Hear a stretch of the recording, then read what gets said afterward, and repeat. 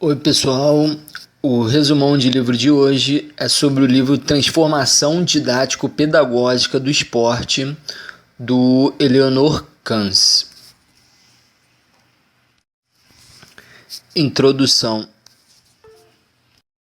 Como o desenvolvimento de muitos trabalhos para uma educação física escolar inserida nas propostas políticos educacionais da tendência crítica da educação foram em grande parte apenas teóricos, não se conhecia propostas teórico-práticas da realidade concreta escolar. A partir dessa deficiência, Kans desenvolve este livro em defesa da concepção crítico-emancipatória da educação física escolar, cuja ênfase é dada no ensino dos esportes. Uma pedagogia crítico-emancipatória e uma didática comunicativa na educação física escolar. Análise da concepção de ensino e esportes nas novas propostas metodológicas para a educação física escolar. Nos anos 80, iniciou-se no Brasil um período de crítica sobre a hegemonia e o modelo de esporte nas aulas de educação física. Uma das críticas era fundamentada em modelos teóricos marxistas, que viam no esporte um processo de alienação e reificação do homem que acontecia na sociedade. Outra crítica questiona a precocidade do ensino de esportes para crianças das séries iniciais. Esta crítica coincide com as discussões sobre obrigatoriedade da educação física em todos os níveis de ensino e a exigência de professores de educação física nas séries iniciais. Como a legislação da educação física emitida pelo MEC em 1980 proibia a introdução do aluno no aprendizado de esporte antes da quinta série ou antes dos 10 anos, forma-se a polêmica. Então, se descobre a psicomotricidade, que buscava a formação de habilidades básicas sem envolver os esportes. A psicomotricidade buscava a formação integral através do ensino pelo movimento no processo educacional. Mas, segundo Brabo, a tentativa do ensino pelo movimento se restringisse a instrumentalizar o movimento com vistas às tarefas fundamentais da escola. A diferença das duas críticas era que a primeira criticava a educação física sem fornecer exemplos de mudança na prática, e a segunda apresentou um modelo alternativo sem críticas profundas sobre o âmbito sociopolítico educacional. As mudanças didáticas em desenvolvimento. Em 1991, surge com referências à prática Educação Física, Ensino e Mudanças, do Kans. Concepções abertas no ensino de educação física, do Hildebrandt, que dizia que para ensinar os esportes aos alunos, deve-se observar as experiências anteriores, as influências e expectativas do esporte normatizado e clubístico, as condições da escola locais e materiais e a própria organização do ensino da escola. Ou seja, na prática, o esporte passa por uma análise de sentido entre professores e alunos, desenvolvendo uma capacidade de agir pelo esporte.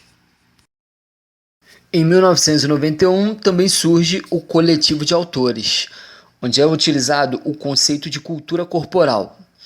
Isso, segundo Kans, pode significar um velho dualismo corpo-mente na educação física, pois se existe cultura corporal, pode existir também a cultura mental, a cultura espiritual. Não pode existir nenhuma atividade culturalmente produzida pelo homem que não seja corporal. O pensar é tão corporal quanto correr.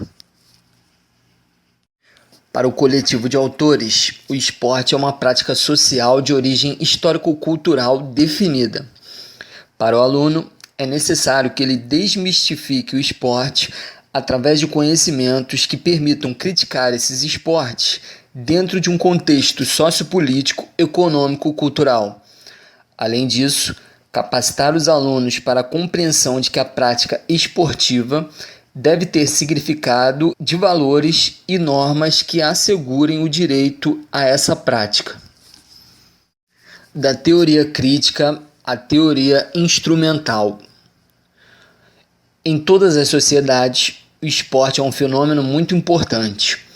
O Brasil faz parte da elite em vários esportes, e isso gera influência em nossa cultura de movimento. Fazendo uma análise de sentido do esporte de rendimento, Kant lembra de seus princípios ou regras básicas, sobrepujança e comparações objetivas. Como consequências imediatas desses princípios, apresenta-se os processos da seleção, da especialização e da instrumentalização. Outro fator influente no desenvolvimento do esporte de forma padronizada e normatizada é a organização do espaço físico, os locais e os materiais. O esporte, produto cultural valorizado economicamente, tem a ciência com interesse tecnológico e de rendimento à sua disposição, e esquece sua dimensão social. A participação no esporte de alta performance fica cada vez mais reduzida a atletas de elite, formando uma produção industrial de campeões. Nas sociedades atuais, com a modernização tecnológica, o homem passa a ser um alienado, um excluído pela automatização. Assim, tem-se um tipo de pensamento que se efetiva na razão instrumental, ou seja, as relações sociais são norteadas para a razão instrumental, tornando-se reificadas. No esporte de alto nível, o homem é a própria máquina de rendimento. Nesse processo de racionalização técnica do esporte, o movimento se reduz a ações padronizadas que se orientam em grandezas mensuráveis e abstratas. O corpo é entendido unicamente como um instrumento e o movimento como funcionalidade técnica. Assim, os aspectos no esporte que devem ser criticamente questionados são o rendimento, a representação, clube, escola, estadual, municipal, de tempo livre, as influências e o comércio e o consumo, os seus efeitos. Kant questiona sob quais condições e de que forma o esporte deve e pode ser praticado nas escolas. O homem se desenvolve através de seus interesses, desejos e necessidades, mas atualmente interesses, desejos e necessidades podem ser formados ideologicamente. Na educação de crianças, há sempre uma grande preocupação com o desenvolvimento da sua identidade. Brodmann diz: somente quando o homem travar relações concretas com o seu meio circundante, quando ele o consegue dominar e ao mesmo tempo se tornar capaz de se manter em certos limites com o mesmo, ele consegue alcançar e preservar sua identidade como pessoa madura. Na sociedade brasileira, crianças devem aprender que todas as coisas têm uma função fixa e que, para seu uso correto, há necessidade de adquirir certos conhecimentos que só o especialista possui. A aula de educação física é rica em um saber técnico e os professores são os especialistas. Maraum diz: o mais significativo nas atividades humanas não é mais aquilo que um sujeito, na sua singularidade individual, realiza, mas aquilo que é simples cópia ou aproximação de soluções encontradas por especialistas e aceito como correto por uma maioria, formando assim o âmbito e os limites das experiências realizadas com o movimento e corpo. Enfim, interesses, desejos, convicções individuais são formados para os interesses do mercado consumidor, influenciados pelos meios de comunicação, pelos especialistas. Quando grandes instâncias formadoras de consciência ideologicamente falsa agem sobre o esporte, os praticantes podem ser iludidos sobre seus próprios interesses verdadeiros. Segundo Marcuse e Adorno, as instâncias geradoras de ideologia de dominação conseguem formar nos indivíduos uma segunda natureza, formada pelos interesses, desejos e necessidades que não são resultado da natureza individual e social de cada um. Interesses podem ser facilmente formados e podem ser canalizados para interesses superficiais ou menos necessários. Para Geuss, interesses surgem de desejos e indivíduos não estão sempre cientes dos seus anseios e desejos. Por isso, o autor classifica o desejo em primeira e segunda ordens. Sendo interesses resultado de desejos, estes também nem sempre estão conscientes nos indivíduos. Indivíduos não tomam consciência de certas necessidades, por terem formado um conjunto de interesses incompatíveis com a satisfação destas necessidades, ou podem ter formado um conjunto de interesses inconsistentes. É nesse sentido que Geuss fala de interesse meramente aparente, ou seja, quando os indivíduos estiverem enganados a respeito de seus interesses, estarão perseguindo interesses não verdadeiros. Interesses verdadeiros são aqueles que, em condições normais, os indivíduos têm a partir de um conhecimento perfeito desses interesses. Nas relações práticas do ensino do esporte, Kant visa não só o rendimento, mas também autonomia, interação social e competência objetiva na formação de sujeitos emancipados. O fenômeno social do esporte, para poder ser transformado numa atividade de interesse real a todos os participantes, deve ser compreendido na sua dimensão polissêmica, ou seja, segundo Brotman e Trebels. 1. Ter a capacidade de saber se colocar na situação de outros participantes no esporte, especialmente daqueles que não possuem aquelas devidas competências ou habilidades para a modalidade.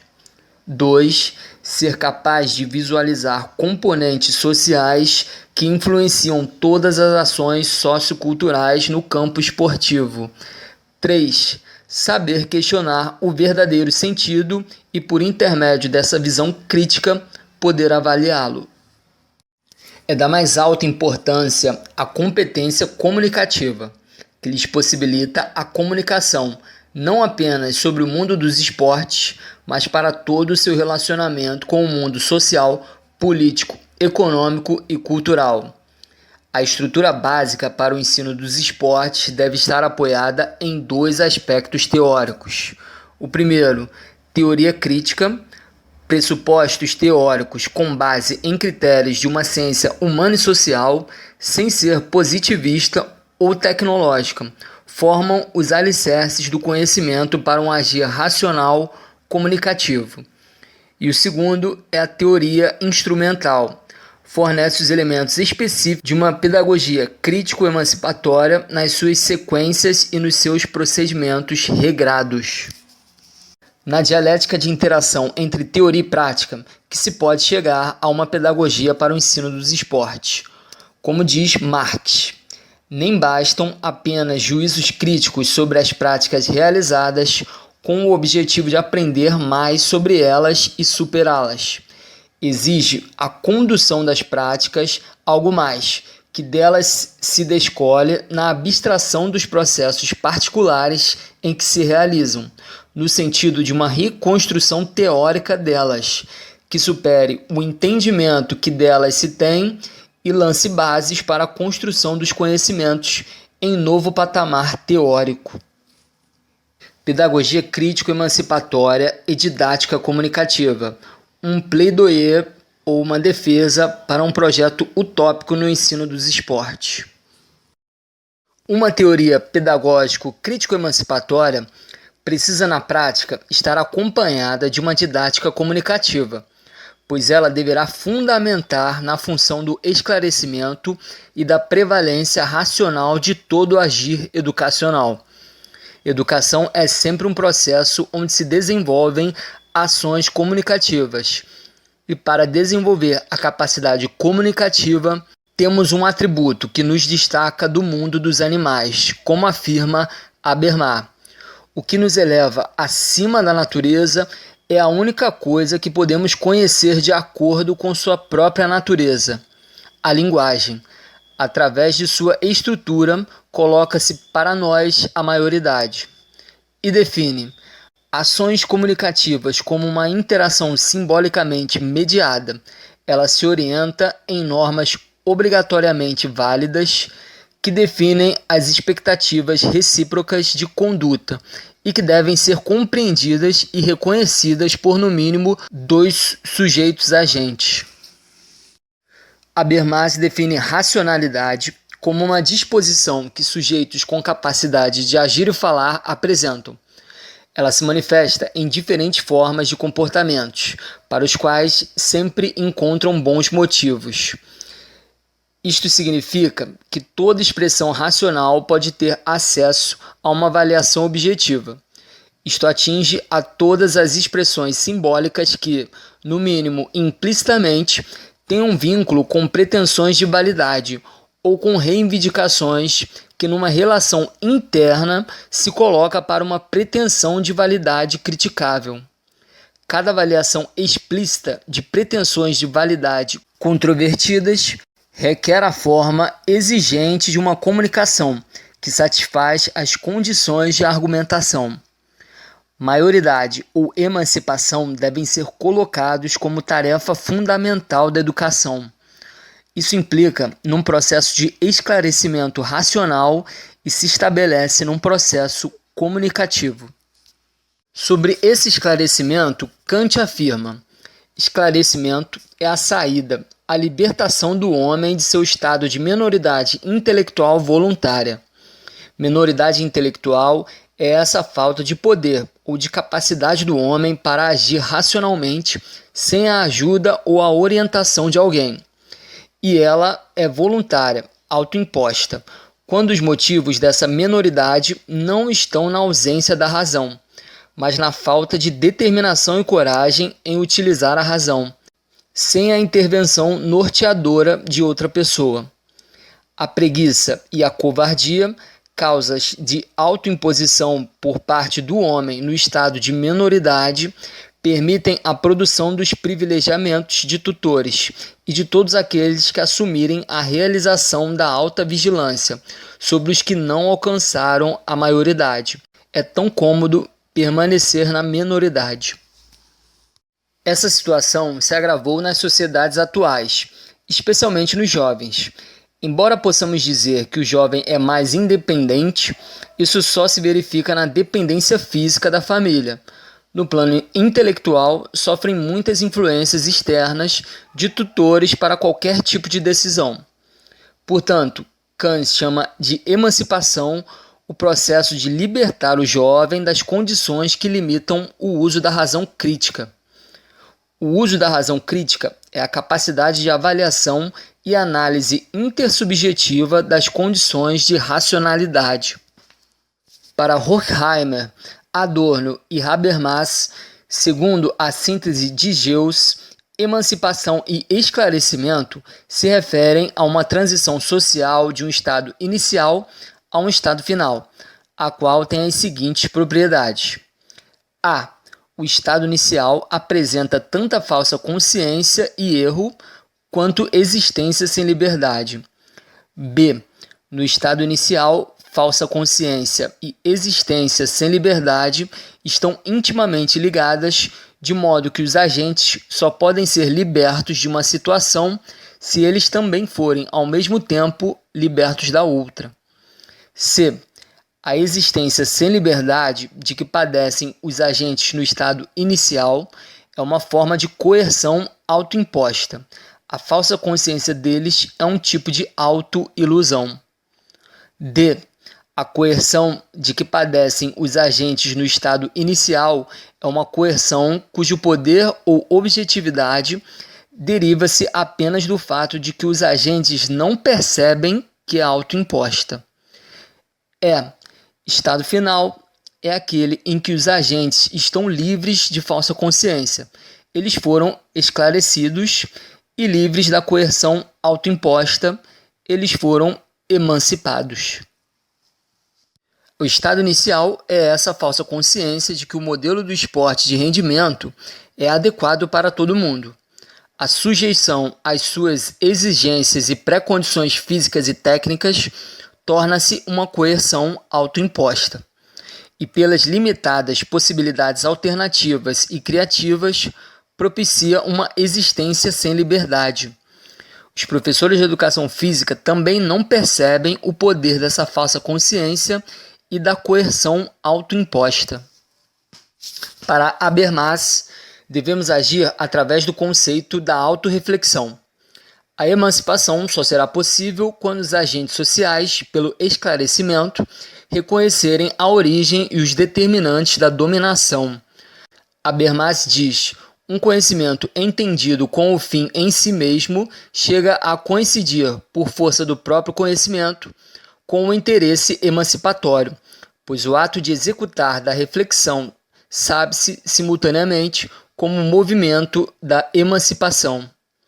Assim, um processo de aprendizagem pela autorreflexão deve corresponder ao interesse emancipatório do conhecimento pela remoção da repressão e pela dissolução da falsa consciência. Geuss resume em 3 enunciados, onde o conceito de autorreflexão se apresenta em Habermas. Número 1. A autorreflexão dissolve a objetividade autogerada e b. a ilusão objetiva. Número 2. A autorreflexão torna o sujeito cônscio de sua própria gênese ou origem. E número 3. A autorreflexão opera ao trazer à consciência os determinantes inconscientes da ação ou da consciência. Compreender o esporte nos seus múltiplos significados para nele poder agir com autonomia e liberdade exige, além da capacidade objetiva de saber praticar o esporte, a capacidade de interação social e comunicativa. Implica dizer que o esporte na escola não deve ser apenas praticado, mas estudado, ou seja, além do trabalho produtivo nas habilidades e técnicas, considerar também a interação social, valorizando o trabalho coletivo de forma responsável, cooperativa e participativa. Quando este processo se desenvolve através da didática comunicativa, considerar também a linguagem, não apenas a verbal, mas todo o ser corporal se torna a linguagem do se movimentar enquanto diálogo com o mundo. Pelo trabalho, o ensino segue um processo racionalmente sistematizado para alcançar a melhor performance física e técnica. Isso requer um entendimento dos alunos entre si e com o professor, pressupondo a interação social. O ensino deve capacitar os alunos para um agir solidário, com autodeterminação e codeterminação. Isso não acontece sem a participação da linguagem. Linguagem é esta mediação simbólica, segundo Habermas, nas ações comunicativas de pelo menos 2 agentes em busca de entendimentos racionais. Maier diz: é a competência linguística que nos permite pensar sobre Deus e o mundo como sobre nós mesmos. Kant adapta um esquema de Maier que apresenta as 3 categorias relacionadas com a constituição de um processo de ensino. As 3 categorias são trabalho, interação e linguagem. Essas 3 palavrinhas são palavras-chave da concepção crítico-emancipatória. Vamos falar sobre o aspecto dos conteúdos com relação ao trabalho. Ter acesso a conhecimentos e informações de relevância e sentido para a aquisição de habilidades ao esporte de acordo com o contexto. Agora, aspecto dos conteúdos da interação. Ter acesso à relação esportivo-culturais vinculadas à cultura do movimento do contexto social. E aspecto dos conteúdos da linguagem, que é ter acesso a conteúdos simbólicos e linguísticos que transcendem o contexto esportivo. Agora vamos ao aspecto do método com relação ao trabalho. Possibilitar o acesso a estratégias de aprendizagem, técnicas, habilidades específicas e de capacidades físicas. Aspecto do método com relação à interação. Capacitação para assumir conscientemente papéis sociais e a possibilidade de reconhecer a inerente necessidade de se movimentar. E aspecto do método da linguagem, aperfeiçoamento das relações de entendimento de forma racional e organizada. Agora, aspecto dos objetivos do trabalho, capacitar para o mundo dos esportes, movimentos e jogos de forma efetiva e autônoma com vistas à vida futura relacionada ao lazer e ao tempo livre. Aqui está escrito antônoma, mas é autônoma. Agora, aspecto dos objetivos com relação à interação. Capacitar para um agir solidário, cooperativo e participativo. E aspecto dos objetivos com relação à linguagem. Desenvolver capacidades criativas, explorativas, além da capacidade de discernir e julgar de forma crítica. A competência com relação ao trabalho é uma competência objetiva, com relação à interação é uma competência social e com relação à linguagem é uma competência comunicativa. Para Maier, as três categorias formam a mediação de conteúdos entre os alunos enquanto sujeitos em desenvolvimento e a realidade do mundo. O sujeito aprende e se desenvolve, mas também o mundo se transforma. O ensino que se concentra em apenas uma categoria torna-se uma redução de complexidade, de acordo com Luhmann, e trará consequências ao futuro do educando. O conteúdo do ensino dos esportes não pode ser apenas prático. A realidade do esporte deve ser problematizada. Não se pretende um ensino exclusivamente fechado nem aberto, mas em um abrir e fechar de suas relações metodológicas. A competência objetiva, social e comunicativa. O processo de ensino pelas três categorias deve conduzir ao desenvolvimento da competência objetiva, social e comunicativa. Competência objetiva. O aluno precisa receber conhecimentos e informações, treinar destrezas e técnicas racionais, aprender certas estratégias, ou seja, se qualificar.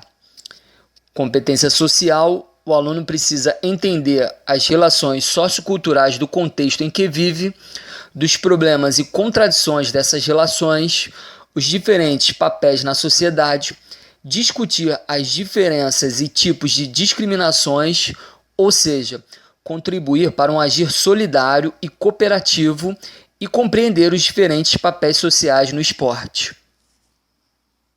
Competência comunicativa. O aluno precisa se comunicar através do seu se movimentar e também através da linguagem verbal para o seu desenvolvimento. Giroux e McLaren dizem: nossa subjetividade é estruturada e construída pela linguagem, através do jogo dos discursos e de posições de sujeito que consentimos em assumir. Merleau-Ponty diz: é no próprio exercício da palavra que se aprende a compreender. O aluno deve ser orientado para passar do nível da fala comum sobre fatos e fenômenos para o nível de discurso. Para Habermas, discurso teórico é a instância onde experiências negativas podem ser discutidas, onde, por uma forma de argumentação, as pretensões de validade de caráter contravertido podem ser tematizadas. E discurso prático, a instância em que hipoteticamente podem ser avaliadas se uma norma do agir, seja ela reconhecida factualmente ou não, pode ser justificada de forma aleatória, ou seja, uma forma de argumentação onde pretensões para a correção ou a retidão moral podem ser tematizadas. Marx, a partir de McCarthy, desenvolve a compreensão dos discursos de acordo com a característica da linguagem. A linguagem caracteriza-se como confluência da criatividade, da objetividade e da intersubjetividade, e por ela se reconstroem as relações externas e de vez para sempre, mas como pretensões de validade, além da pretensão de compreensibilidade ou inteligibilidade, garantida pela gramática da língua. O caráter performativo da linguagem deve cumprir as condições de aceitabilidade, ao exigir que nela se cumpram três outras pretensões de validade. A pretensão de verdade, à medida que se refere ao mundo das objetivações e dos fatos enunciados ou ao mundo das pressuposições existenciais. B.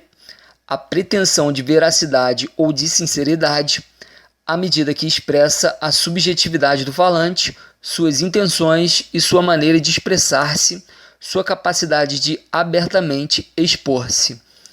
E C. A pretensão de retidão moral, correção ou adequação, no que se refere às relações interpessoais, aos valores e normas compartidas, à reciprocidade das expectativas, à transparência das intenções. A competência comunicativa deverá oportunizar ao aluno, através da linguagem, entender criticamente o fenômeno esportivo, como o próprio mundo, com a consciência da codificação cultural e da produção ideológica nas várias dimensões da vida social, acrescentam Giroux e Maclaren. Para Habermas, segundo Aragão, a emancipação objetiva das formas de dominação num dado contexto histórico só é possível se se postula uma capacidade de aprendizagem por parte dos indivíduos que, através da prática comunicativa, pode ser ampliada às sociedades como um todo e que, partilhada coletivamente, forma um potencial cognitivo disponível para enfrentar os desafios evolutivos. A forma de saber que leva à emancipação é um saber crítico, que tem origem no mundo vivido dos sujeitos, passando pelo desenvolvimento de um saber elaborado pelo processo interativo e comunicativo num contexto livre de coerção. É problemático para o contexto educacional desenvolver um processo de ensino sem coação. Sempre há espaço em que a comunicação humana é utilizada para a formação de falsas consciências ou comunicação distorcida, como diz Habermas. Na prática, o esporte pode ser para os jovens altamente coercitivo, obrigatório. Pode ser considerado um massacre corporal e, mesmo assim, ser considerado inquestionável por eles. Embora opressor, o esporte escolar nunca deve impossibilitar a própria crítica. Embora a libertação do processo opressor presente no esporte não seja nada fácil, como lembra Eagleton, apresentado por Pelanda. O mais eficiente opressor é aquele que convence seus subordinados a amar, a desejar e a se identificar com o seu poder. E qualquer prática de emancipação, portanto, envolve aquilo que é mais difícil entre todas as formas de libertação: liberar nós mesmos de nós mesmos. Excurso: as dimensões inumanas do esporte de rendimento. Kans faz uma análise reflexiva de dois problemas relacionados ao treinamento desportivo na atualidade. O primeiro é o treinamento especializado precoce e o segundo é o doping. O treinamento especializado precoce. Crianças, antes da fase pubertária, são introduzidas a um processo de treinamento planejado de longo prazo, que se efetiva em 3 sessões semanais, com o objetivo de aumento de rendimento e participação em competições. Os maiores problemas do treino precoce são formação escolar deficiente, a carreira é a prioridade, o desenvolvimento unilateral, que deveria ser desenvolvimento plural, redução da participação em brincadeiras e jogos e a própria saúde física e psíquica. Nenhuma criança optaria por si só treinar com o objetivo de arrancar resultados melhores em menos tempo. Kant chama isto de princípio da racionalidade irracional do esporte. Segundo Nietzsche, Apud e Duesenberg, são certamente as crianças que mais facilmente são influenciadas, dependentes e elásticas o suficiente para participar e ainda com alegria nesse tipo de esporte. A Alemanha, em 1983, elabora um documento relacionado ao problema da criança no treinamento esportivo. O objetivo era atingir os técnicos e professores do treinamento infantil, apresentando os aspectos positivos do treinamento infantil. Número 1. O fomento ao desenvolvimento corporal, psíquico e social. Número 2. A transmissão de experiências e meios que fomentam a autovalorização e o reconhecimento de capacidades individuais próprias, assim como a influência positiva sobre sua autoimagem e concepção de vida. Número 3.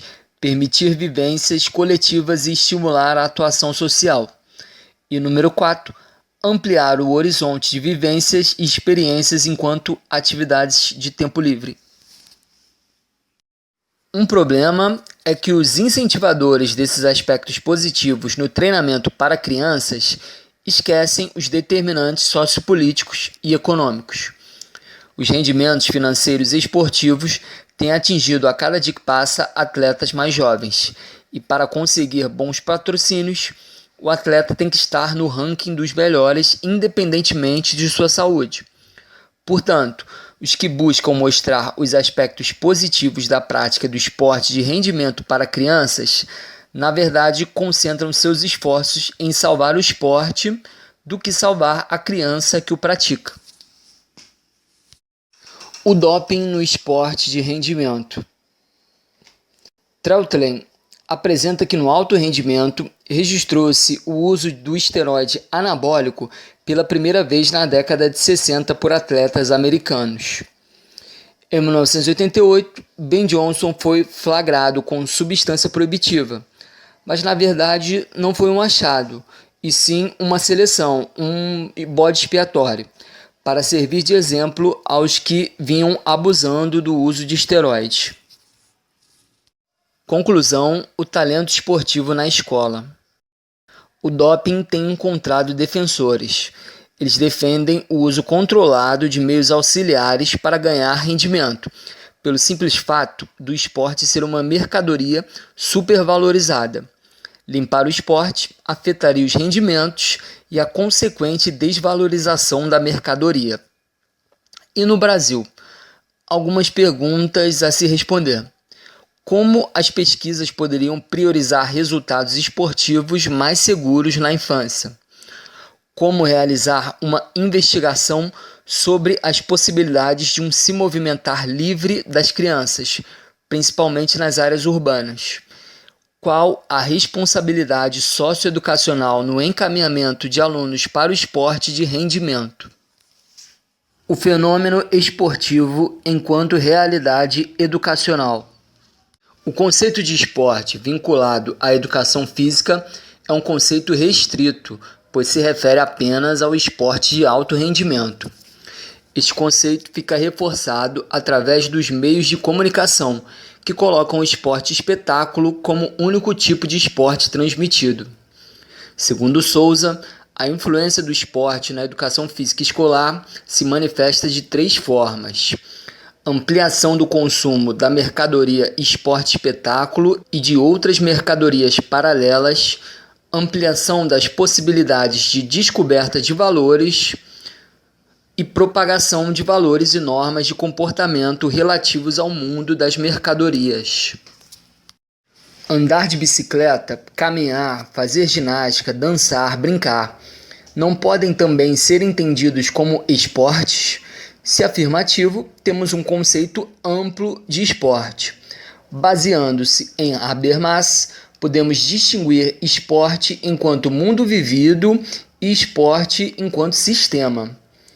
O saber que possuímos para toda e qualquer espécie de entendimento nas relações sociais, culturais e esportivas e que não se encontra a todo instante de forma consciente, mas fica às nossas costas como um pano de fundo histórico, constitui o mundo vivido. Para sistema, vale a racionalização e a complexificação objetiva do mundo que se relaciona especialmente ao trabalho, em que o principal objetivo é alcançar sucesso através da razão teleológica, ou seja, através de ações racionais com relação a fins. Na relação do mundo vivido enquanto mundo de movimento, compreendemos a importância do se movimentar do homem na constituição de uma relação muito especial de homem-mundo. Assim, moradia e vivência social são, enquanto determinantes na compreensão de ser humano e movimento, muito mais importantes que o esporte de rendimento, que corporifica o sistema. Trebels faz uma diferenciação entre um movimento e um se movimentar. Em princípio, o indivíduo em seu se movimentar e o mundo dos movimentos experimentados se envolvem de tal forma que o mundo e os objetos se tornam um para fazer algo, para um correr, saltar, nadar, ao mesmo tempo em que o indivíduo realiza a experiência do eu posso, ou de acordo com a idade do não poder mais. Nisso, o mundo, em função da relacionalidade intencional do indivíduo em seu se movimentar, passa a ser um mundo do correr, saltar ou do nadar. Os estudos existentes sobre o tema esporte se referem sempre ao seu sentido restrito, mas esporte, analisado na perspectiva crítico-emancipatória, deve fornecer uma compreensão ampla enquanto fenômeno sociocultural e histórico sobre todas as manifestações que deram origem a muitas modalidades esportivas. O objeto de estudo deve se concentrar mais sobre todas as formas de manifestação humana e de forma contextualizada, em que o ser humano e movimento são relevantes tanto ao agir e pensar, como para as relações entre os próprios homens. Mas, segundo Dietrich e Landau, somente nas situações em que o se movimentar se configura como relação de experiência sociocultural com o meio, de forma relevante para o desenvolvimento do ser humano, podem se considerar atendidos os critérios para uma realidade pedagógica do esporte. A educação física deve estudar o homem que se movimenta, relacionado a todas as formas de manifestação deste se movimentar, tanto no campo dos esportes sistematizados, como no mundo do movimento, do mundo vivido, que não abrange o sistema esportivo, ou seja, na família, no trabalho, onde vive. Assim, para Dietrich e Landau, tudo isto podemos definir como a cultura do movimento. Para que o conceito amplo de esporte no mundo vivido possa ser melhor tematizado na educação física, Dietrich e Landau apresentam uma forma de trabalho a partir da encenação, um termo emprestado do teatro. Assim como no teatro, no esporte há papéis pré-determinados, regras. O desempenho dos papéis depende de um texto em que a abordagem e as ações são rigidamente estabelecidas, especialmente nas apresentações oficiais. As encenações do esporte poderiam auxiliar em compreender melhor o fenômeno esportivo, avaliar e entender as mudanças históricas do mesmo, possibilitar o desenvolvimento de diferentes encenações do mesmo e sua evolução histórica, possibilitar vivências de diferentes encenações e a interpretação de diferentes papéis, entender o papel do espectador e conhecer o mundo dos esportes, que é encenado para atender os critérios e os interesses do mercado. As encenações do esporte ocorrem no plano do trabalho, da interação social e da linguagem. Trabalho é a utilização de um espaço físico e material pré-determinado e pelo cumprimento de um programa pré-estabelecido. Interação participação de certo número de pessoas que se concentram no mesmo tema. E linguagem é a ligação entre trabalho e interação e permite que as encenações aconteçam em um nível racional de entendimento e atendam a interesses da educação e ao desenvolvimento de todos.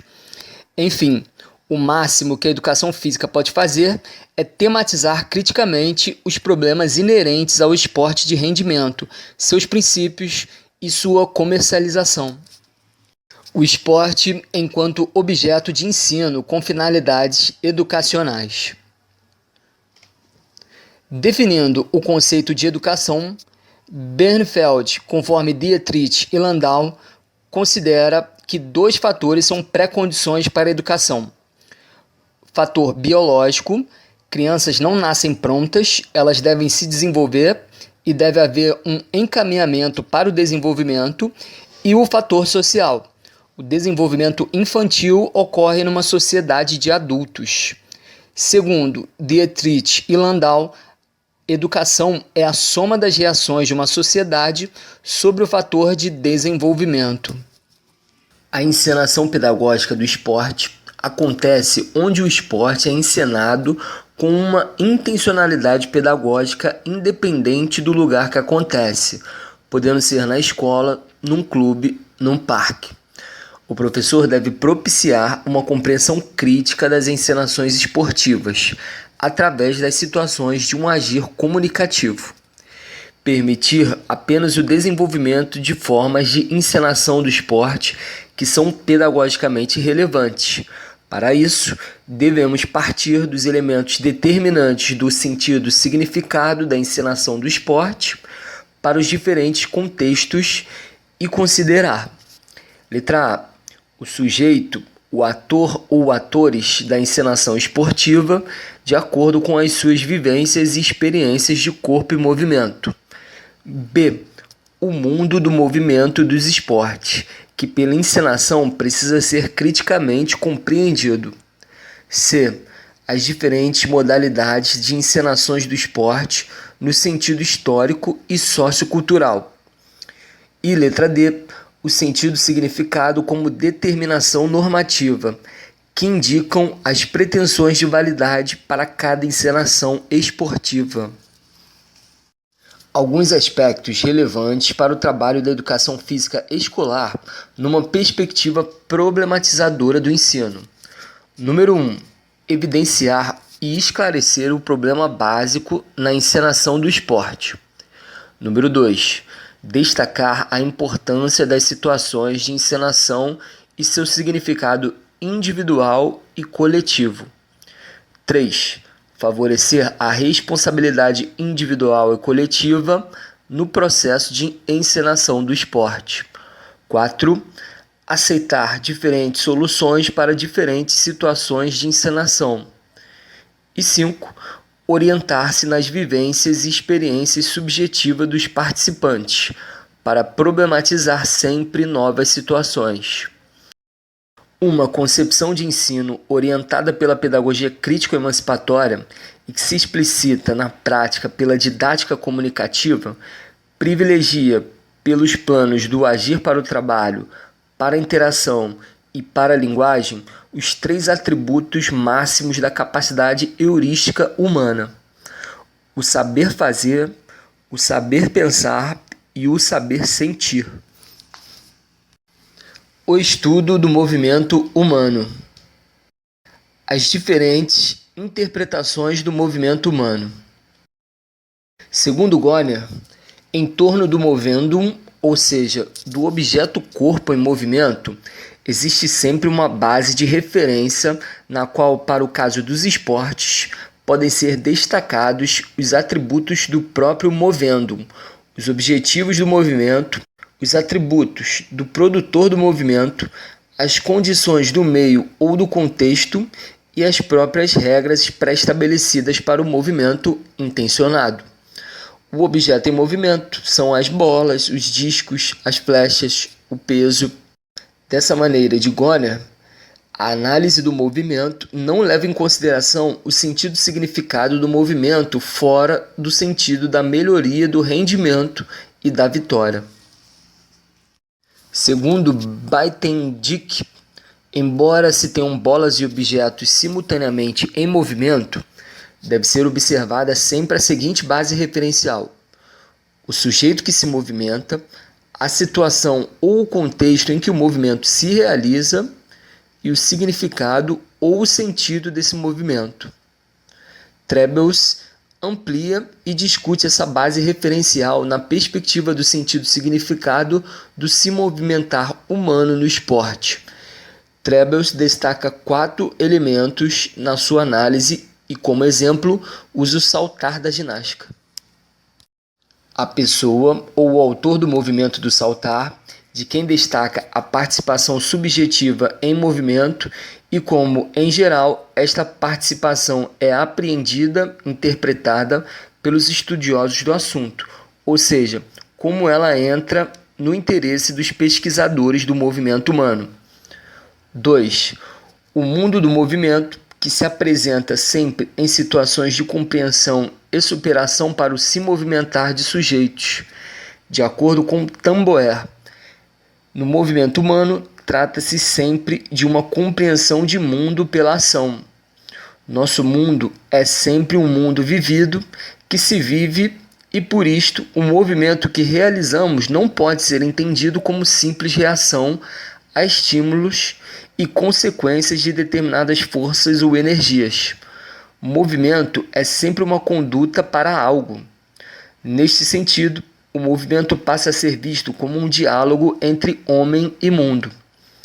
Há, como na linguagem de Merleau-Ponty, uma manifestação da unidade primordial de homem e mundo, onde os sujeitos do movimento e o mundo de movimentos se envolvem de tal forma que o mundo e os objetos se tornam um para algo, ou seja, para a realização de algo, como no exemplo do correr, do saltar, do nadar, do jogar. É por este motivo, isto é, pela inerente relacionalidade intencional dos sujeitos em seu se movimentar, que estes autores se referem ao mundo do movimento também como o mundo do correr, do saltar ou do nadar. 3. Uma bem determinada forma ou modalidade do se movimentar em relação a uma determinada configuração espaço-temporal. Aqui também interessa a relação subjetiva entre o sujeito no seu se movimentar e o mundo dos movimentos, que de certa forma condiciona a forma na realização de movimentos. Mas nesta categoria, a análise deve se concentrar principalmente sobre as realizações objetivas dos movimentos, como movimentos para frente, para trás, para o alto, para baixo. 4. Por último, interessa ainda na análise do se movimentar em relação do sentido significado enquanto pré-condição normativa na seleção e organização dos movimentos pretendidos. Por exemplo, no atletismo, o sentido do correr é a minimização de tempos, do saltar e do arremessar é a maximização de distâncias. Interessante, por exemplo, para adiantar uma reflexão pedagógica sobre este fato e o salto com vara, que na forma tradicional do atletismo reduz o seu sentido significado unicamente à ultrapassagem cada vez mais alta de um sarrafo, e não na vivência de uma longa fase de voo nesse tipo de salto. Num trabalho de intencionalidade emancipatória, devemos ampliar esta reflexão do movimento enquanto diálogo entre homem e mundo, ou seja, ampliar a concepção do se movimentar enquanto acontecimento fenomenológico relacional, ou melhor, como relação intencional de ações significativas. O interesse na análise do movimento nos esportes. A grande evolução do esporte moderno se deve ao progresso científico e tecnológico, juntamente com o avanço dos meios de comunicação, cujo interesse é no aperfeiçoamento do gesto para melhora no rendimento esportivo. Para muitos, o esporte é a manifestação mais característica da evolução das sociedades industriais, da ciência e da tecnologia. Para Krokl, conforme Fritz, o esporte consegue expressar melhor o princípio da concorrência e do rendimento do que as sociedades industriais, cujo modelo copia. As universidades brasileiras formam especialistas em educação física, preparados para as tecnologias modernas, mas leigos no exercício da profissão de professor de educação física escolar. Não conseguem entender que uma pista de atletismo também serve para andar de bicicleta, de skate, que uma bola de vôlei pode ser chutada. O mundo de movimentos e jogos fica cada vez mais condicionado a locais e materiais padronizados e que predeterminam as possibilidades de uso. Essa padronização quase sempre segue os interesses do sistema esportivo, quadras e campos. Portanto, o interesse do movimento no esporte é o produto final alcançado pela realização deste movimento a partir de objetivos e de regras pré-estabelecidas. A rigidez na execução do movimento em conjunto com a padronização dos locais permite o controle e a organização das atividades pelo princípio máximo que orienta este movimento, melhora de rendimentos e habilidades para competir.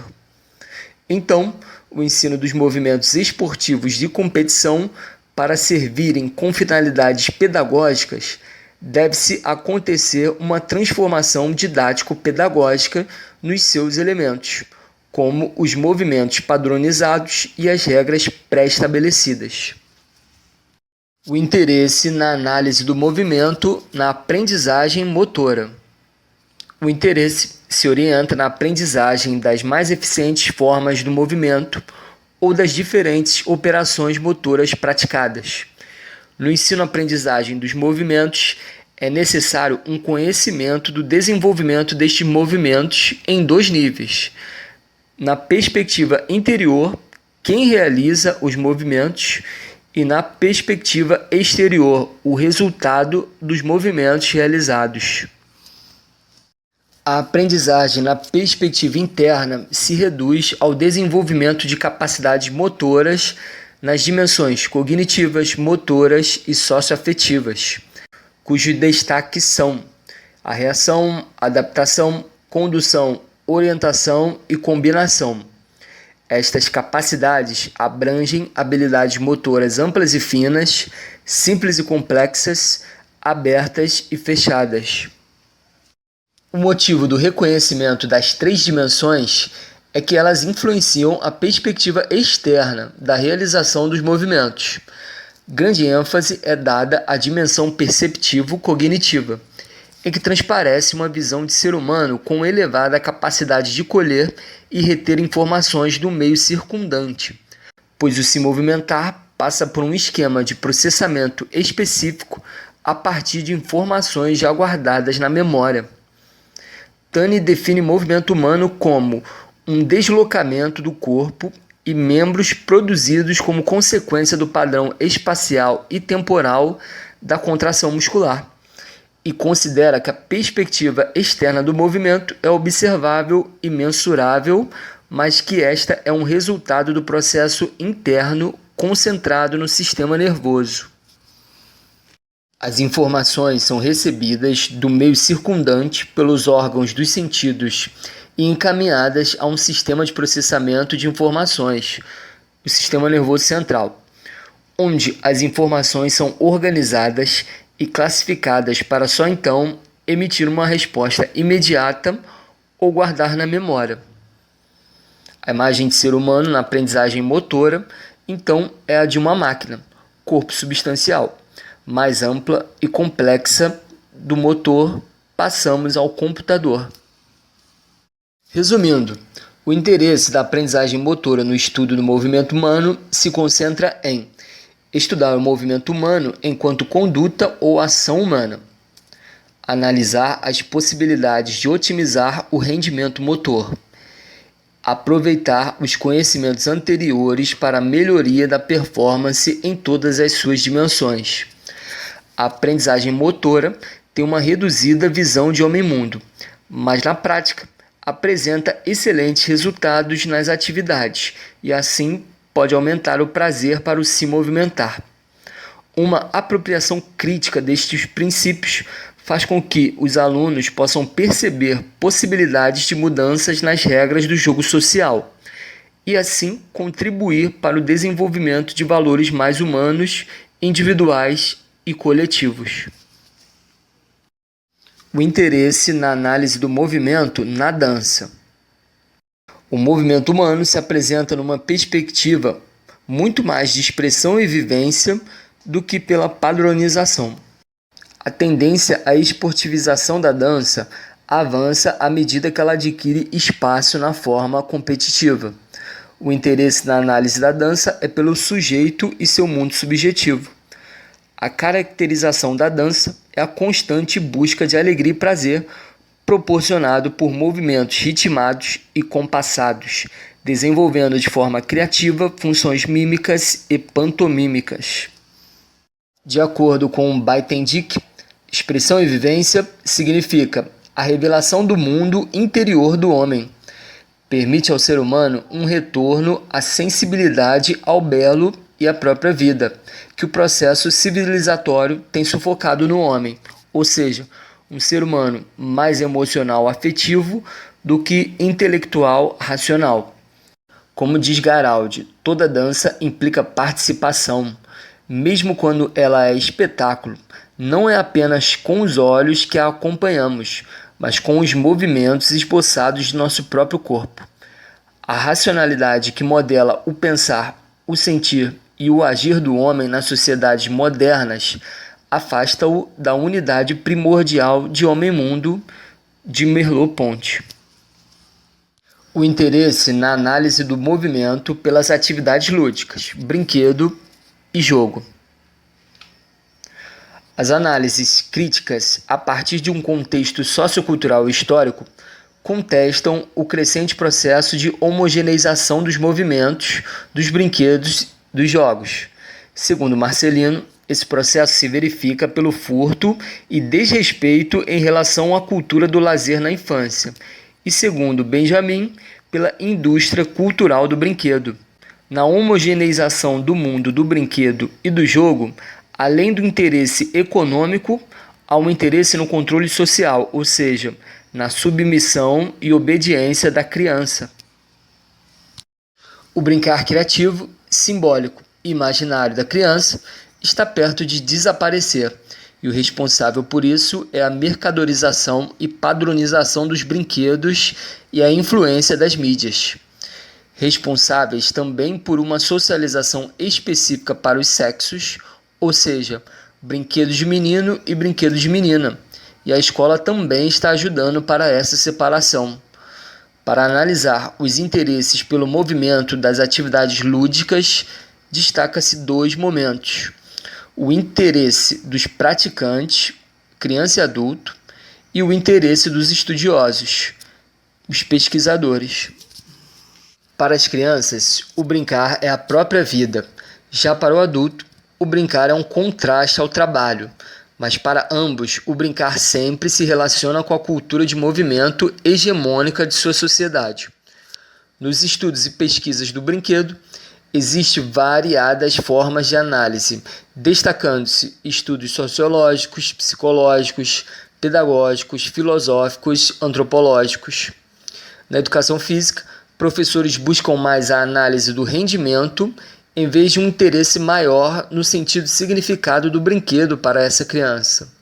Segundo o grupo, um agir livre e espontâneo que se manifesta na brincadeira e no jogo através de impulsos vitais do ser humano significa uma existência em movimento.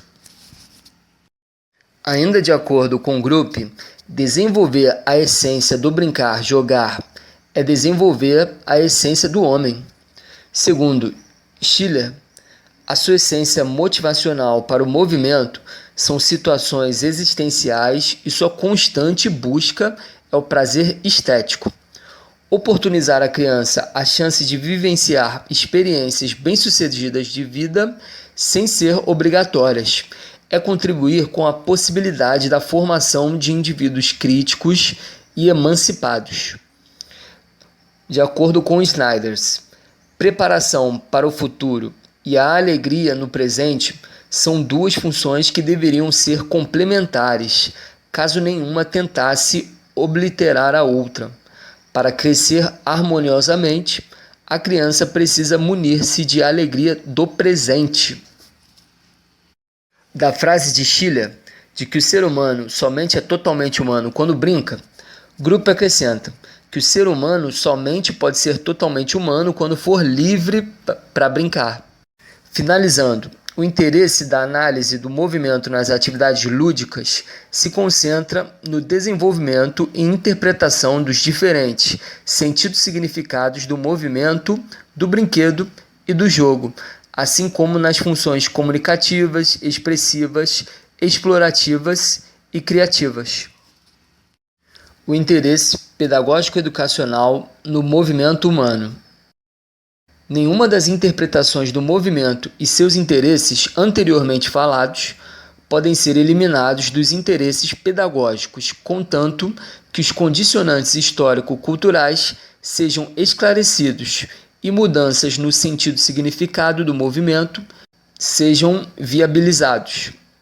Nas interpretações anteriores, constatou-se o desinteresse pelo sujeito do movimento e uma instrumentalização do movimento e sua utilização funcional, como resumimos na tabela a seguir. Essa tabela é um resumo do que foi falado até aqui. Então, quem quiser ler, pausa o vídeo agora, que eu vou dar uma passada. A hegemonia, domínio de uma determinada classe, produz resultados de pesquisas científicas de acordo com os seus interesses, desprezando condicionantes histórico-culturais e qualquer tipo de crítica. Por exemplo, em estudos de biomecânica, produz-se gestos técnicos e padronizados, sem um sentido significado individual ou coletivo. Esse tipo de conhecimento não precisa ser totalmente impedido na educação física escolar. Basta que seja usado na perspectiva de sujeitos constituintes de um real objetivo e subjetivo, onde se respeita a subjetividade crítica e as possibilidades dos sujeitos se pensarem como autores de suas próprias vidas e de seu mundo. Atuando com uma cultura hegemônica como o esporte, é possível que, pelo esclarecimento crítico e pela transformação didático-pedagógica de elementos autoritários, a promoção de subjetividades críticas e emancipadas possa ser alcançada. A educação física deveria se interessar pelo mundo fenomenológico dos movimentos, onde o movimento é compreendido na sua apresentação natural em contraste com o mundo objetivo dos movimentos, onde ele se apresenta como artificial e fragmentado. A interpretação natural se configura no fazer e não segue leis naturais, embora possa ser culturalmente condicionada. A forma como caminhamos, dançamos ou corremos identifica nossa cultura do movimento. No mundo objetivo, uma pedra em queda livre e um corpo humano que cai têm o mesmo valor e interesse nas grandezas físicas dos objetos. Já no mundo fenomenológico, movimentos como descer uma escada são naturais, pois não há nenhum interesse, como colocar o pé num determinado ângulo. A pessoa simplesmente desce. O se movimentar do homem é sempre um acontecimento fenomenológico relacional, uma relação intencional de ações significativas. O significado sentido nessa relação dialógica é constituído na relação homem-mundo e se localiza na mediação entre sujeitos e objetos. Há uma diferença fundamental entre um movimento esclarecido, onde este movimento é possível de ser apreendido por um sistema constituído pelas unidades tempo e espaço, e um se movimentar, quando as referências a serem observadas são, segundo Trebels, 1.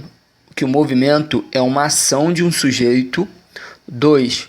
Que o movimento é sempre uma ação vinculada a uma determinada situação. E 3. Que o movimento é uma ação relacionada a um significado. Mas na realidade prática, essa diferença não acontece, ou seja, também no ensino mais fechado de uma destreza técnica, acontece um se movimentar. O que se pretende mostrar é a limitação que existe no estudo do movimento humano desenvolvido na perspectiva do objeto em deslocamento.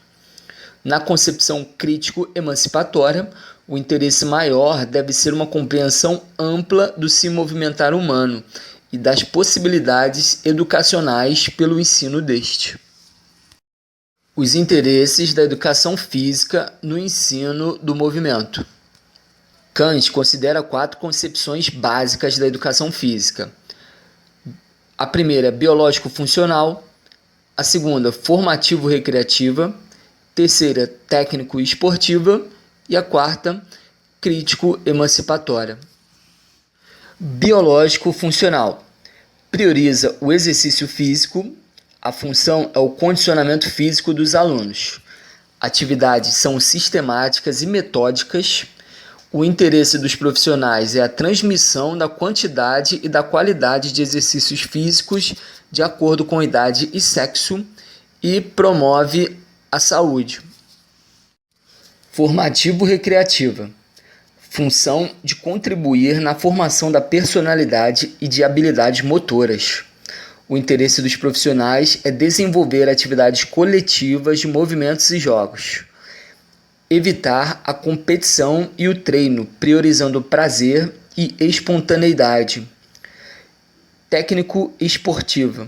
Contribui com o sistema esportivo no sentido de descoberta do talento esportivo e o interesse dos profissionais é orientado para o alto rendimento esportivo. Crítico-emancipatória tem como objetivos o desenvolvimento de competências como autonomia, a competência social e a competência objetiva. A competência objetiva é a instrumentalização específica de cada disciplina, ou seja, o saber cultural acumulado e deverá ser criticado pelo aluno. Não se elimina o interesse no movimento que é específico do esporte, da dança, da aprendizagem motora, dos jogos. Porém, o desenvolvimento das 3 competências precede a decisão dos temas e dos métodos de ensino. Quando um livre, espontâneo expressar-se pelo movimento, ou quando o movimento adquire uma linguagem que se expressa por signos diferentes da linguagem verbal, descobriu-se manifestações possíveis por essa linguagem de movimento, enquanto diálogo homem-mundo. O objetivo fator subjetividade. Para que o fator subjetividade no ensino de movimento seja considerado, é necessário que o ensino se concentre no se movimentar humano e não sobre os movimentos. Guattari e Hounick dizem: subjetividade é sempre social e assumida e vivida por indivíduos em suas existências particulares. Mesmo reconhecendo as determinações sociais sobre a subjetividade, em determinadas vivências há algo de singular, aquilo que só a pessoa viveu. A subjetividade pode ser entendida assim, um processo que o homem se desenvolve numa relação tensa entre um ser social e um ser individual. Nesse sentido, os indivíduos se encontram e se confrontam com mecanismos hegemônicos que pressionam o indivíduo para um desenvolvimento estereotipado. O papel da escola, na sociedade atual, é de se interpor entre a criança e a realidade de forma artificial, dificultando uma aproximação real da criança com a realidade, permitindo o desenvolvimento de subjetividades submissas para servir a interesses dominantes. O desenvolvimento do saber humano enquanto capacidade de saber sentir, saber pensar e saber agir é inseparável do desenvolvimento da subjetividade. O homem é um ser no mundo, ou seja, ao mesmo tempo que é mundo, pode com o mundo desenvolver complexas relações de forma global. O processo civilizatório que levou a humanidade ao privilégio da capacidade racional e técnica sempre reprimiu a subjetividade. Tudo deve ser controlado, com ênfase no individualismo e competitividade, a ausência de emoção, o autoritarismo e a supressão de contradições formadoras de subjetividade culminam para um estereótipo de ser humano. De acordo com Adorno e Horkheimer, quanto mais complicada e mais refinada a aparelhagem social, econômica e científica, para cujo manejo o corpo já há muito foi ajustado pelo sistema de produção, tanto mais empobrecidas as vivências de que ele é capaz. Para entender melhor as objetivações da subjetividade pelo movimento humano, Kant busca apoio em Merleau-Ponty, que diz: nossa subjetividade é objetivada na nossa maneira de habitar o mundo, de tratá-lo, de interpretá-lo, e isto se manifesta nos diferentes modos de agir, sentir, caminhar e falar.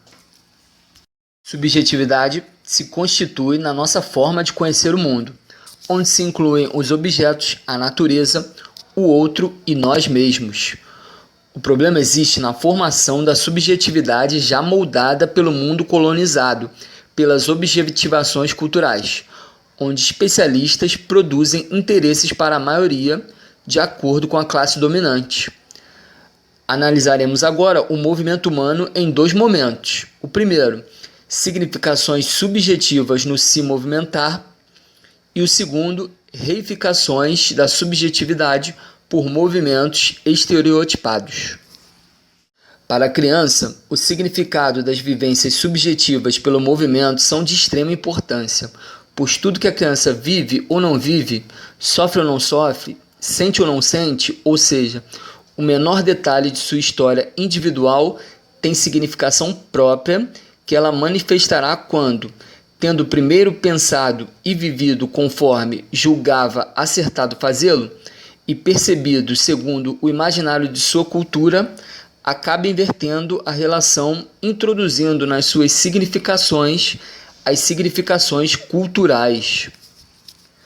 A reificação ou controle da subjetividade pelo processo de civilizar a criança acontece quando, para tornar-se adulta, precisa perder a fascinação pelo mundo natural, pelos objetos e pela natureza, para garantir sua adequação à realidade e agir com sucesso.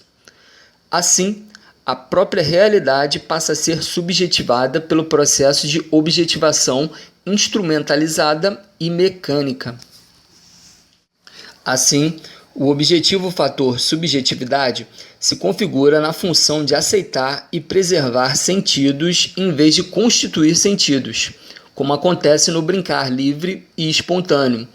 Portanto, é no ensino do esporte que se encontra um maior número de elementos constrangedores de subjetividade, pois são movimentos pré-moldados, desenvolvidos por experiências alheias e aceitas como corretas.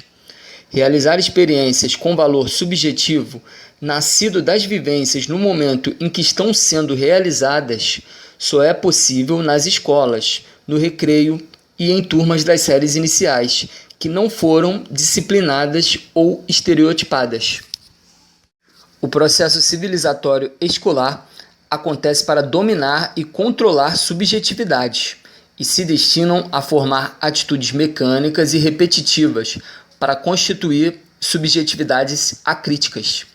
Na escola, diferenças e singularidade individuais são abolidas e assim os valores hegemônicos são homogeneizados.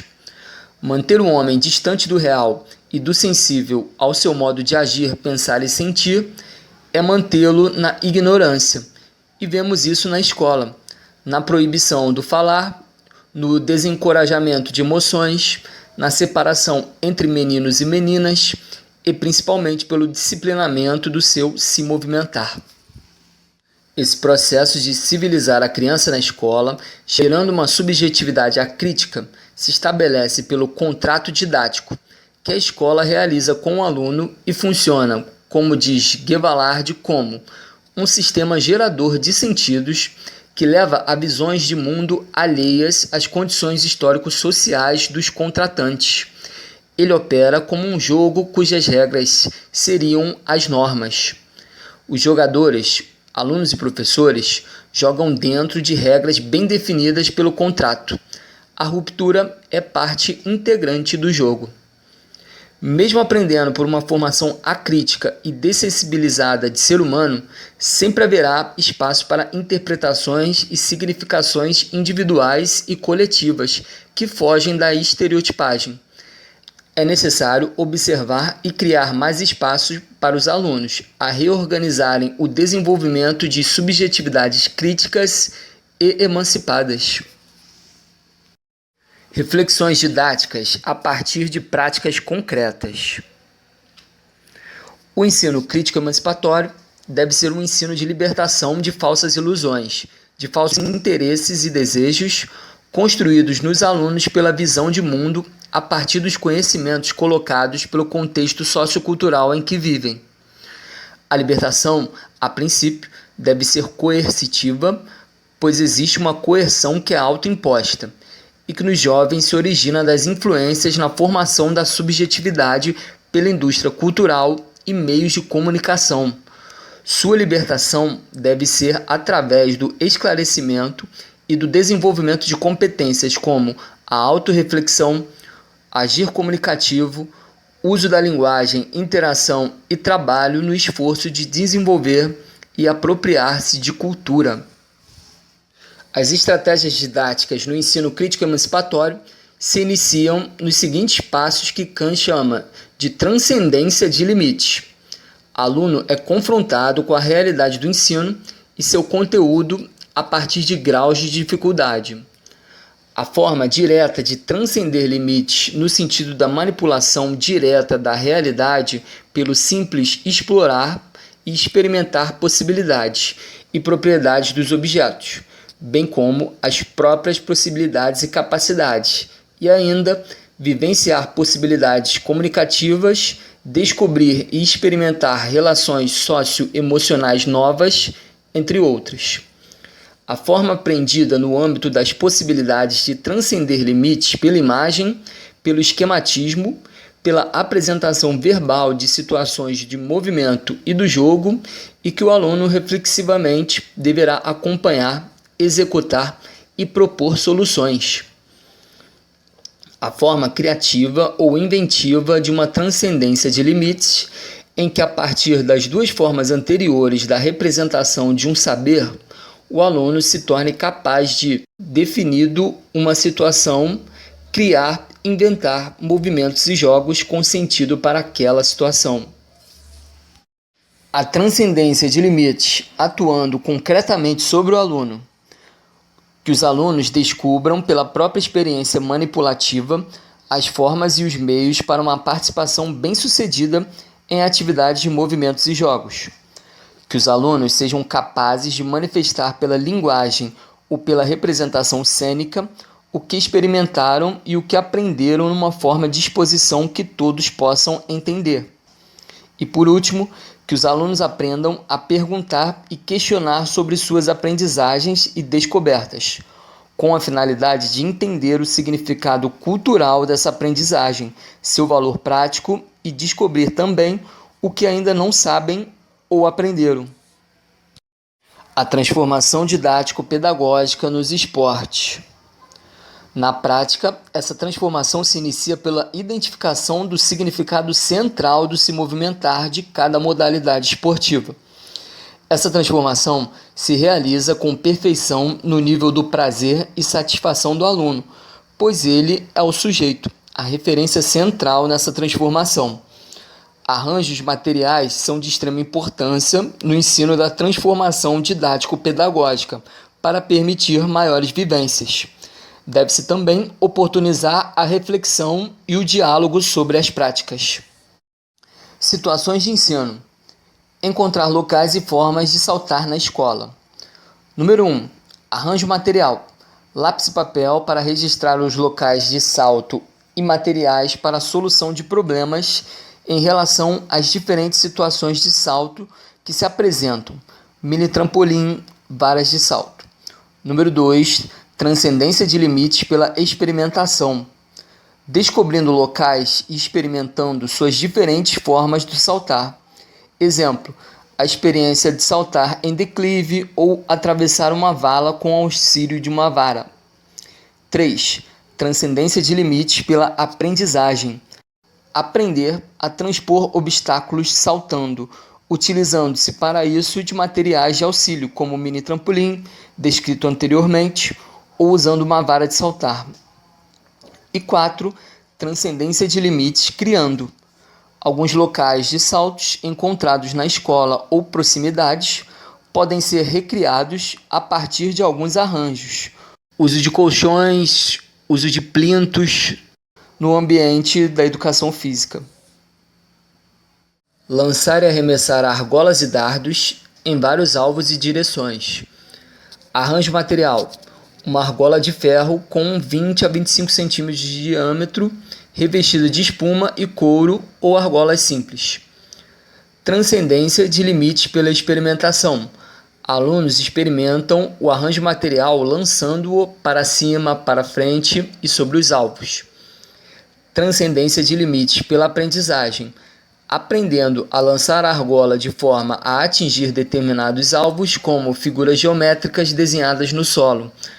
Pode-se utilizar o meio giro, conforme no lançamento de disco, para lançar o objeto, se assim conseguir atingir a melhor meta. E transcendência de limites criando novas formas e novos alvos para lançar a argola. Exemplo: a partir de distâncias individualmente determinadas, acertar a argola em uma estaca ou dardo fincado no solo. Possibilidades didáticas por meio de trabalho, interação e linguagem. A competência objetiva ou prática instrumental é desenvolvida pela categoria trabalho. É possibilitado ao aluno, a partir de seus conhecimentos e habilidades, uma transcendência de limites pelo controle racional e planejamento operativo de suas ações. A competência social é desenvolvida pelas interações sociais, deve ser problematizadora para que o aluno possa compreender e distinguir interesses individuais e subjetivos de interesses coletivos e objetivos. A competência comunicativa é desenvolvida pelo falar, expressar-se, de forma a relacionar, analisar e compreender fatos e fenômenos do contexto, atendendo ao interesse crítico-emancipatório do ensino.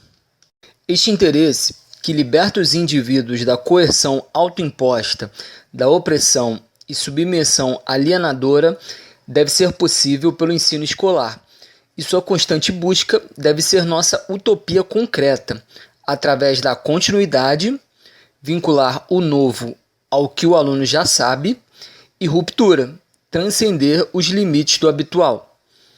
No primeiro momento, trabalho é desenvolvido por experimentações individuais e coletivas sem exigências técnicas. Arranjos materiais e situações problema devem apresentar desafios e estímulos. Num segundo momento, é escolhida a tarefa que precisa de treino e exercício continuado para a melhora também do condicionamento físico. Na interação, o aluno deve trabalhar em pequenos grupos, mesmo na fase de transcendência de limite pela experimentação. A demonstração ou encenação das experiências é importante. Na linguagem, o professor deve usar o poder do esclarecimento sem tirar a alegria do aluno. Resgatar e preservar a linguagem verbal do aluno. Desafiar o aluno ao diálogo e também uma comunicação consigo mesmo, uma autodescoberta de possibilidades e limites, ou seja, o autoconhecimento e o conhecimento do outro. Agora um exemplo de plano de aula de acordo com a concepção crítico-emancipatória. Aqui vocês veem um exemplo de plano de aula dividido em tempo, etapas, desenvolvimento, organização e materiais. O tempo ele é variável, vai depender de cada escola, de cada professor. As etapas não, elas são todas iguais, começa com introdução, transcendência de limites para a experimentação, transcendência de limites para a aprendizagem e transcendência de limites criando, inventando e finalizando depois.